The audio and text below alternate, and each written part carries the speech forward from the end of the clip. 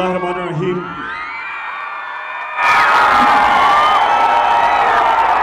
इय्याका नअबुदु व इय्याका नस्तईन।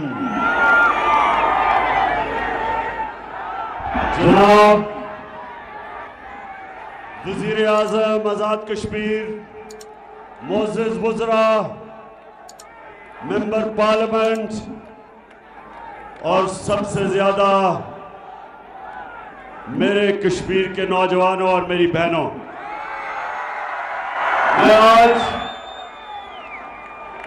आज मैं मुज़फ़्फ़राबाद आपके पास एक ऐसे मौके पे आया हूं, पता चल गया आया सिर्फ शाबाश, अब मेरी बात सुने। तो मैं आपके पास मैं बड़े पाकिस्तान की तारीख का सबसे अहम फैसला कुन वक्त है आज। मुज़फ़्फ़राबाद आप कश्मीर के बाशऊर लोग हो, आप वो लोग हो जिन्होंने मुसलसल अपनी आजादी के लिए मुसलसल आपने जद्दोजहद किया। हमारे मकबूजा कश्मीर में 1 लाख से ऊपर कुर्बानियां दी हैं लोगों ने अपनी आजादी के लिए। सिर्फ पिछले 35 साल में आजादी की तहरीक तो 100 साल से ऊपर की है, बल्कि 150 साल से कश्मीर के लोग अपनी आजादी के लिए कुर्बानियां दे रहे हैं। लेकिन ये जो पिछले 35 साल, इसमें 1 लाख कश्मीरी अपनी जान की उन्होंने कुर्बानी दी अपनी आजादी के लिए। तो आप वो खास लोग हो। दुनिया में भी मैं जब जाता हूं, बर्तानिया में, अमेरिका, हमेशा मुझे मेरे कश्मीरी मिलते हैं और हमेशा उन्होंने मेरे से यह पूछा कि क्या पाकिस्तान हमारी कुर्बानियां जाया तो नहीं होने देगा। हमेशा पूछते हैं और मैंने उनको हमेशा ये कहा कि जब तक इमरान खान जिंदा है आपकी कुर्बानियां नहीं जाया होंगी इंशाअल्लाह। हर दुनिया के फोरम पे मैंने आपकी आवाज उठाई, आपका सफीर बना, और ये मेरा वादा है कि जब तक मैं जिंदा हूं हर इंटरनेशनल फोरम पे कश्मीरियों की कुर्बानी को दुनिया को नहीं भूलने दूंगा।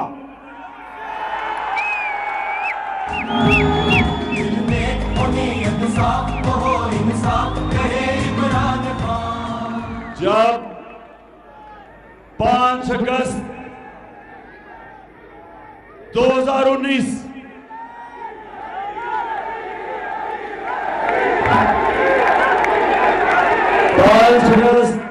2019 जब हिंदुस्तान ने नरेंद्र मोदी की इंतहा पसंद हुकूमत ने कश्मीरियों का जो स्पेशल स्टेटस था, जो उनको यूनाइटेड नेशंस की सिक्योरिटी काउंसिल की रेजोल्यूशन ने दिया हुआ था, जो इंटरनेशनल कम्युनिटी ने कश्मीरियों से वादा किया हुआ था, तो जब नरेंद्र मोदी ने वो स्टेटस लिया, मैं प्राइम मिनिस्टर था, हमने हिंदुस्तान से सारे ताल्लुकात खत्म कर दिए।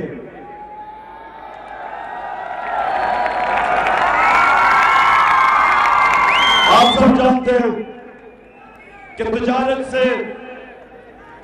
से फायदा होता है हर मुल्क को। हिंदुस्तान एक बड़ा मुल्क है और हमें तजारत से फायदा होना था, लेकिन मेरी हुकूमत ने फैसला किया कि हम कश्मीरियों की कुर्बानी हम कभी कश्मीरियों की कुर्बानी पे सौदा नहीं करेंगे। और हमने फैसला किया ताल्लुका तोड़ने का और यह कहा कि जब वो उनका स्टेटस बहाल करेंगे तब हम हिंदुस्तान से तिजारत और अपने ताल्लुकात बहाल करेंगे। लेकिन अब मेरे कश्मीरियों सुनो, जब से ये बैरूनी साजिश के तहत एक इंपोर्टेड हुकूमत हमारे पे मुसल्लत हुई है, ये उस एजेंडा पे चल रही है जो इन्होंने बाहर से जिन्होंने मुसल्लत किया हमारे पे, ये उनके पुतले हैं। ये जो वो कहते हैं करते हैं। तो पता नहीं अभी आपने सुना एक नई ऑडियो लीक्स आई है, सुना?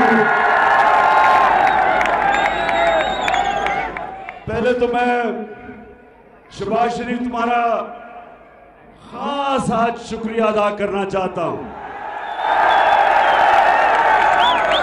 कि आपने अपने ऑफिस, प्राइम मिनिस्टर ऑफिस से जो मेरी बातचीत हो रही थी मेरे प्रिंसिपल सेक्रेटरी आजम खान से, आपने वो ऑडियो लीक कर दी है। तो शहबाज शरीफ, मैं शुक्रिया अदा आपका इसलिए करता हूं कि आप सारी दुनिया को कम से कम पता चलेगा कि वो जो साइफर था, जो मुरासला था, वो हकीकत है। आपको शहबाज शरीफ आपने किया तो मुझे नुकसान पहुंचाने पे, लेकिन आपने अपना ही बेड़ा गर्क कर लिया। वो कहता क्या है, वो मुरासला जो हमारा एम्बेसडर और अमरीकी डोनाल्ड लू की जो बातचीत थी वो उस मुरासले में है। तो कश्मीरियों, वो क्या कहता था, वो डोनाल्ड लू हमारे एम्बेसडर असद मजीद को कहता कि इमरान खान को अगर इस अदम एतमाद की जो मोशन टेबल हुई है असेंबली में, अगर इसको शिकस्त ना दी तो पाकिस्तान को बड़ा नुकसान उठाना पड़ेगा। और अगर तुमने इमरान खान को फारग कर पा के शहबाज शरीफ चेरी ब्लॉसम को ले आए तो पाकिस्तान का फायदा होगा। ये मैंने अपनी तरफ से लगाया है, चेरी ब्लॉसम मैंने डाल दिया, उसने ये नहीं कहा। आपको पता है इसको? अच्छा कश्मीरियों बताओ मुझे, आपको पता है कि मैं इसको चेरी ब्लॉसम क्यों कहता हूं? क्यों कहता हूं? क्योंकि शहबाज शरीफ जब भी कोई बूट देखता है पॉलिश शुरू कर देता है, और खास तौर पे एक बूट जो सबसे बड़ा बूट होता है, आप जानते हैं ना वो कौन सा बूट है? उसकी तो वो ऐसी पॉलिश करता है कि शक्ल नजर आनी शुरू हो जाती है इसको। तो मुरासला ये कहता है, कश्मीरियों वो ये कहता है कि अगर इमरान खान को ना हटाया तो तुम्हारे ऊपर पाकिस्तान को नुकसान उठाना पड़ेगा। और उसके बाद साजिश शुरू, अदम एतमाद की तहरीक, अगले दिन हमारे लोग लोटे होने शुरू हो जाते हैं।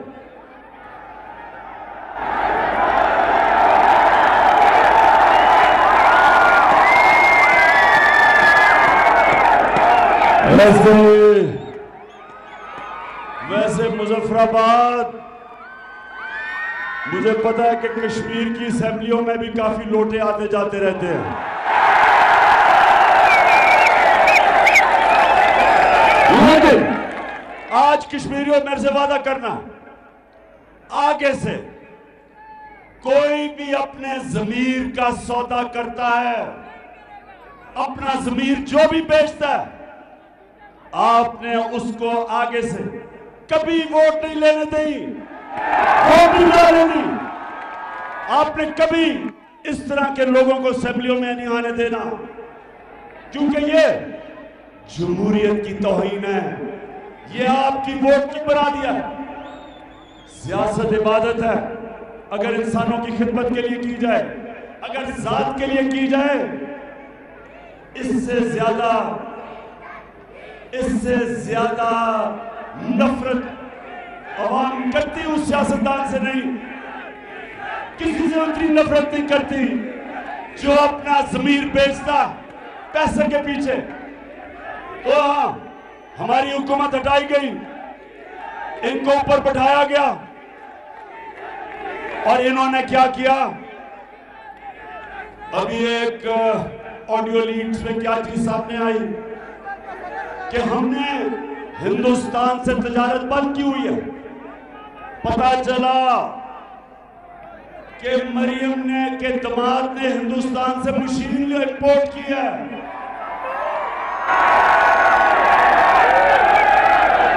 और शहबाज शरीफ अपने प्रिंसिपल सेक्रेटरी को कह रहा है कि मरियम ने ये जो हिंदुस्तान से जिसको जो दामाद ने, मरियम कह रही है कि मेरे दामाद के लिए वो इंपोर्ट करो। वो प्रिंसिपल सेक्रेटरी कह रहा है कि हो ये तो बड़ा स्कैंडल बन जाएगी। तो आगे से शहबाज कह रहा है कि उसको कुछ समझाओ, मरियम को समझाओ, लाडली को।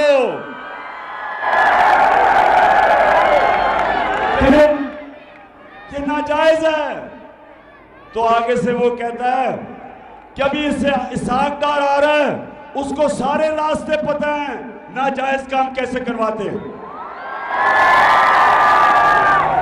ये सुनेगा कि ये हमारे मुल्क का आज हाल है। जब से ये चोर ऊपर मुसल्लत किए गए, इनको कोई शर्म नहीं कि हम हिंदुस्तान पे प्रेशर डाल रहे ताल्लुका तोड़ के, ताकि कश्मीरियों को हम उनको बताएं कि पाकिस्तान के लोग इस वक्त आपसे कभी भी ताल्लुकात नहीं दुरुस्त करेंगे जब तक कश्मीरियों की स्टेटहुड वापस ना दी जाए। और ये क्या कर रहे हैं? ये खुफिया छुप छुप के उनके साथ ताल्लुकात बढ़ा रहे हैं। और क्यों बढ़ा रहे हैं? पैसा बनाने के लिए। पैसा इनका खुदा है। ये वो लोग हैं जो पैसे की बुत की पूजा करते हैं। इनको कोई शर्म नहीं कि 1 लाख कश्मीरियों ने अपनी जान की कुर्बानी अपनी आजादी के लिए दी है। इनको सिर्फ पैसा नजर आता है। और फिर आगे जरा सुने, आगे वो कहता है, एक और चीज सुन रहे, वो प्राइम मिनिस्टर कहता है अपने प्रिंसिपल सेक्रेटरी को कि मरियम का दामाद वो बना रहा है हाउसिंग सोसाइटी, तो उस पे जो ग्रिड स्टेशन है वो बजाय वो हाउसिंग सोसाइटी वाला पैसे दे, वो आम टैक्स पेयर के पैसे से वो ग्रिड स्टेशन बनेगा। यानी कि बजाय सोसाइटी 60-70 करोड़ रुपया खर्च करे ग्रिड स्टेशन पे, कहता है कि ये कौम के टैक्स के पैसे से और तरीका निकालेंगे। तो ये भी मुजफ्फराबाद सुन ले और आईएसएफ सुन ले जरा बात। मैं जो आज आपके पास आया हूं, पाकिस्तान इस फैसला कुन मोड़ पे खड़ा है। ये लोग रह गए ना, इस मुल्क का नजरिया रहेगा और दिवालिया निकाल दिया इन्होंने। आपने पता नहीं देखा, अभी शहबाज शरीफ होके आया अमेरिका, महंगे महंगे होटलों में ठहरा, उधर से साथ उसके अमेरिका गया है काम पे टांगने वाली बिलावल।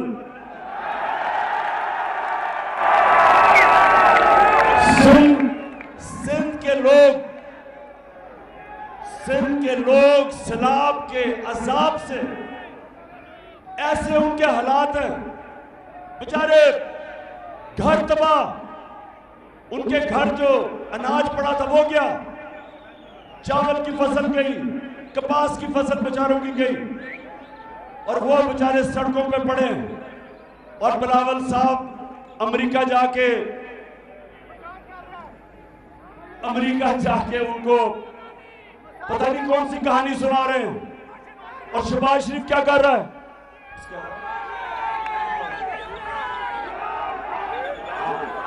अच्छा कश्मीरियों, अब मैं ये जरा आपको एक चीज दिखाना चाहता हूँ, ये इसमें स्क्रीन पे देखना। ये है क्या? ये जो ये है क्या? अब शहबाज शरीफ एक इंटरव्यू दे रहा है, एक खातून को इंटरव्यू दे रहा है, और इंटरव्यू जो खातून को दे रहा है एक मुल्क का प्राइम मिनिस्टर, जरा दिखाइए। Unless we get substantial relief, how can the world expect from us to stand on our own? It is simply impossible, next to impossible. The world has to stand by us. And there's a yawn asked and what is available. Please, through your cameras, have this yawning gap bridged and bridged very quickly. The epidemic. It's waiting for us. Please help us in now. Please help us, और कश्मीरियों please help us. हाथ, अच्छा इसे यही नहीं पता कि वो तो टीवी एंकर है, उसके पास किधर से पैसा आया? इसने शहबाज शरीफ ने क्योंकि सूट पहना हुआ था, इसने देखा कि वो गोरा है, गोरी बैठी हुई है, तो शायद उसके पास पैसा हो, तो उसे कहता प्लीज हेल्प अस।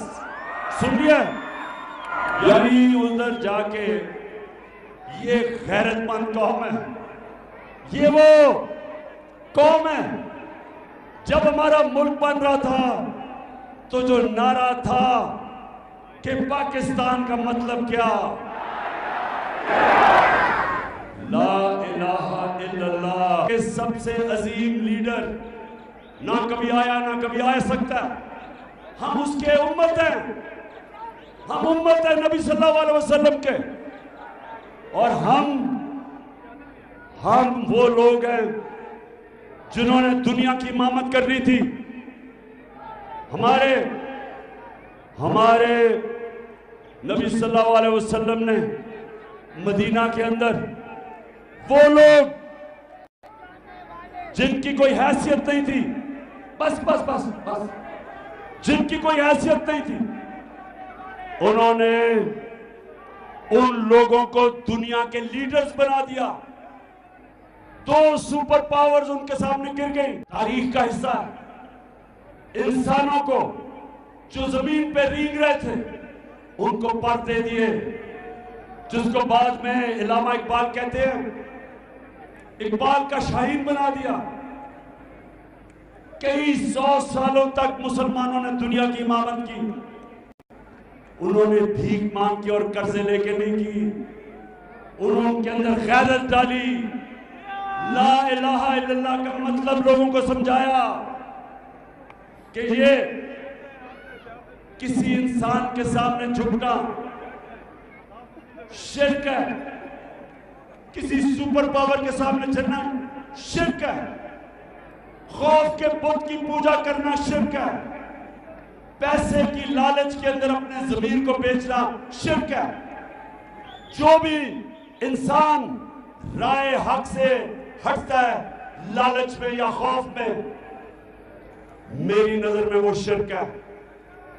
क्योंकि ला इलाहा इल्लल्लाह एक इंसान को बड़ा इंसान बनाता है, खुददार इंसान बनाता है। इंसान जब अपने पैर पे खड़ा होता है अल्लाह उसको ताकत देता है।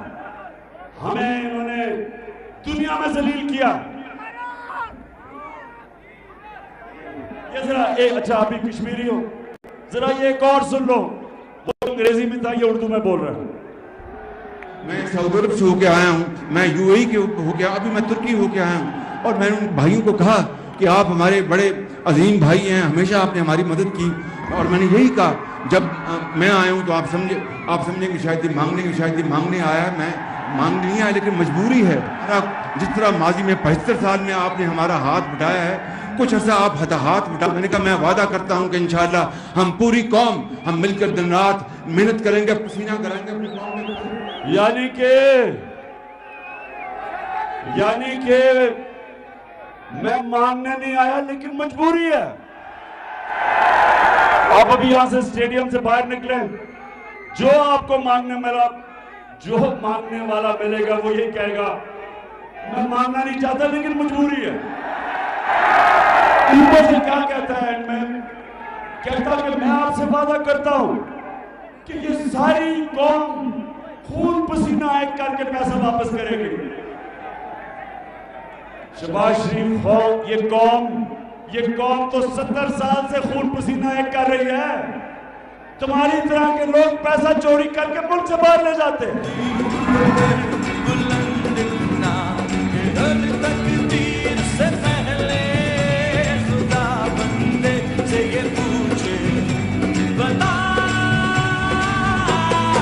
तेरी रज़ा क्या है? ये था इलामा इकबाल। इलामा इकबाल ने सारे सोए हुए मुसलमानों को जगाया। गुलाम हिंदुस्तान में उन्होंने मुसलमानों को जगाया।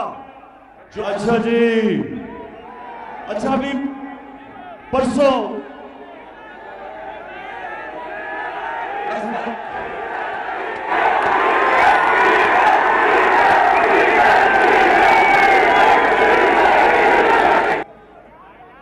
मेरे कश्मीरियों, मैं तकरीबन सारी दुनिया फैला हूं, लेकिन जो ये अल्लाह ने मुजफ्फराबाद में खूबसूरती दी है, बहुत कम जगह पे अल्लाह ने ऐसा खूबसूरती दी है।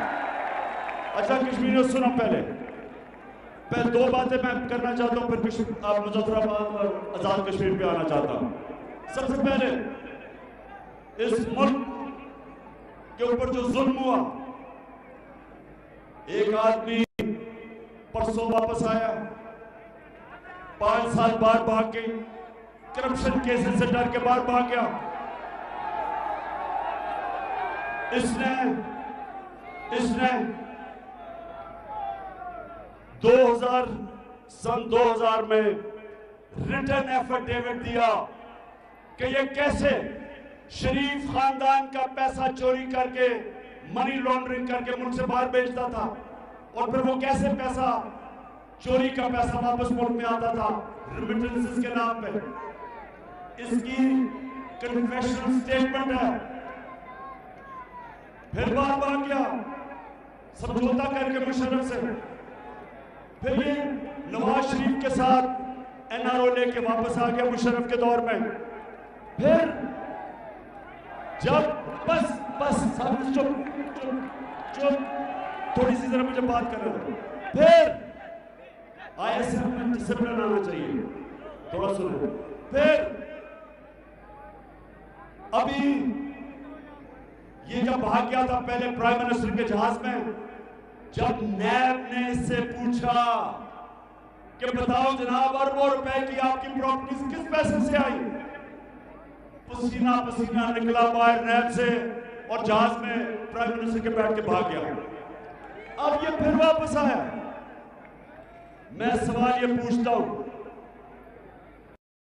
कि अगर इस तरह के लोगों को हम एनआरओ दे देंगे, इनसे डील करेंगे, तो मैं सवाल पूछता हूं कि ये जेलों के अंदर गरीब लोगों को क्यों कैद किया हुआ है? बता मुझे कि साइकिल चोरी, भैंस चोरी, गाड़ी चोरी जेलों में जो अरबों रुपया इस मुल्क का चोरी करके बाहर ले जाते और डील करके वापस आ जाते, इससे ज्यादा इस मुल्क की तौहीन क्या हो सकती है? मुझे ये बताएं कि अल्लाह ने हुक्म दिया कुरान में, अमर बिल मारूफ व नही अनिल मुनकर, कि मुसलमानों को हुक्म दिया है कि राय हक पे खड़े हो, सच के साथ खड़े हो, अच्छाई के साथ खड़े हो और बुराई के खिलाफ जिहाद करो। उसने कहीं अल्लाह ने कुरान में ये नहीं कहा कि तुम न्यूट्रल रह सकते हो, या अच्छाई के साथ खड़े हो और या बुराई के साथ खड़े हो, न्यूट्रल नहीं रह सकते। इस तरह के लोगों को जो चोरी करके अरबों रुपया इस मुल्क का बाहर ले जाते हैं, डॉलर कम हो जाते हैं, रुपया गिरना शुरू हो जाता है, और जब रुपया गिरता है गुर्बत बढ़ती है, महंगाई बढ़ती है, मुल्क पीछे चला जाता है। जब से ये इम्पोर्टेड हुकूमत आई है 33% रुपया गिरा है। इसका मतलब कि आपका बैंक में अगर 100 रुपया पड़ा था, आज सिर्फ 67 रुपया रह गया, 33% कम हो गया। लेकिन इन चोरों का अरबों रुपया जो बाहर पड़ा हुआ है डॉलर्स में, वो 33% ऊपर चला गया। ये अमीर हो गए, कौम गरीब हो गई। और इन लोगों को डील करके मुल्क के ऊपर वापस लाना, इससे बड़ा इस मुल्क से जुर्म कोई भी नहीं हो सकता। अगर आपने कौम को तबाह करना है तो इस तरह के चोरों को ऊपर मुसल्लत करो, कोई दुश्मन की जरूरत नहीं है, यही मुल्क को तबाह कर देते। और ये इसहाक डार जब भी ये फाइनेंस मिनिस्टर बना, मुल्क का दिवालिया निकाल के गया। 99 में जब इन्होंने गवर्नमेंट छोड़ी, मुल्क का दिवालिया निकल गया। 2018 में जो हमें गवर्नमेंट देके गए, पाकिस्तान की तारीख का सबसे बड़ा बैरूनी खसारा था, 20 अरब डॉलर का। आमदनी कम, एक्सपोर्ट्स हमारी 5 साल में बढ़ी नहीं। एक्सपोर्ट्स बढ़ती है तो मुल्क की दौलत में इजाफा होता है। इनके 5 साल में एक्सपोर्ट्स ही नहीं बढ़ी, इंपोर्ट्स का रिकॉर्ड टूट गया, खसारा रिकॉर्ड। दुनिया में तेल आधी कीमत पे था, जो हमें हुकूमत मिली थी $100 से ऊपर था तेल, इनके दौर में $50 का तेल था। उसके बावजूद तारीखी खसारा छोड़ के गए और अब फिर इसको वापस ले आए। मैं आज सारे पाकिस्तानियों को कह रहा हूं कि अगर हमने चुप कर ये चीज तस्लीम कर ली, हमारे में और भेड़ बकरियों में कोई फर्क नहीं रहेगा। इंसान इंसाफ के लिए खड़ा होता है। इंसान वो होता है जिसको अल्लाह का हुक्म है कि जुल्म के खिलाफ जहाद लड़ो। अल्लाह का हुक्म है हमें कि नाइंसाफी कबूल ना करो। ये चोर आके हमारे ऊपर बैठे हैं और ये समझते हैं, जो भी समझता है, जो इनके हैंडलर समझते हैं कि हम इन चोरों को कबूल कर लेंगे, किसी गलतफहमी में ना रहो। मैं इंशाअल्लाह अपनी कौम को कॉल दूंगा और मैं कॉल देने वाला हूं, तैयारी अपनी मुकम्मल कर रहा हूं। और जब मेरी तैयारी मुकम्मल हुई तो आपने आजाद कश्मीर में भी मेरे साथ आना है। और उसकी वजह है क्योंकि इंपोर्टेड हुकूमत ने जो आजाद कश्मीर का पैसा था वो कट कर दिया। हमने जो टैक्स इकट्ठा किया था पाकिस्तान की तारीख में सबसे ज्यादा टैक्स, 6000 अरब रुपया पाकिस्तान की तारीख में सबसे ज्यादा टैक्स था। आपका हिस्सा उसमें से 200 अरब बनता है। इन्होंने आपको 60 अरब भी नहीं दिया। 200 अरब में से इन्होंने कट करके 60 अरब आपको दे रहे हैं। और ये मेरी बात सुन रहे हैं कि मुझे जब हुकूमत मिली थी तब मुस्लिम लीग की हुकूमत थी इधर, उसके बावजूद हमने इनको पिछले साल से ज्यादा पैसा दिया।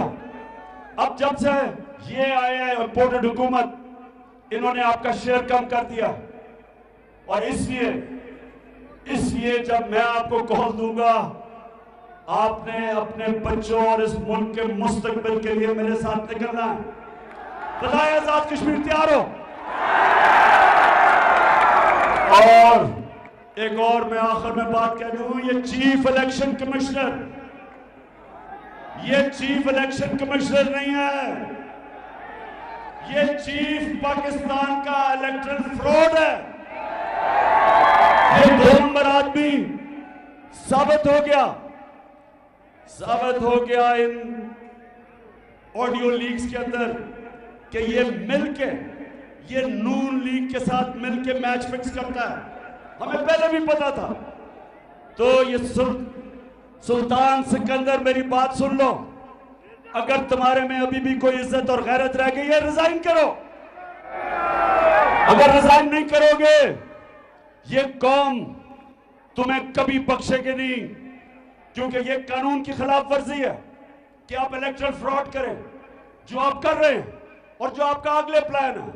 और हम इंशाल्लाह हम हर स्टेप लेंगे और हम हर कानूनी कार्रवाई तुम्हारे पे करेंगे, जो आप इनके साथ मिलके इस मुल्क की अवाम के मैंडेट की खिलाफ वर्जी जो तुम करने जा रहे हो, ये कौम नहीं माफ करेगी तुम्हें, ये जुर्म है। और मुजफ्फराबाद माशाल्लाह जिस तादाद में आप आए और जो आपका जज्बा जुनून और जो ये ख्वातीन धूप के अंदर बैठी रही, मैं आज आपके जज्बा जुनून और शऊर को सलाम करता हूं। पाकिस्तान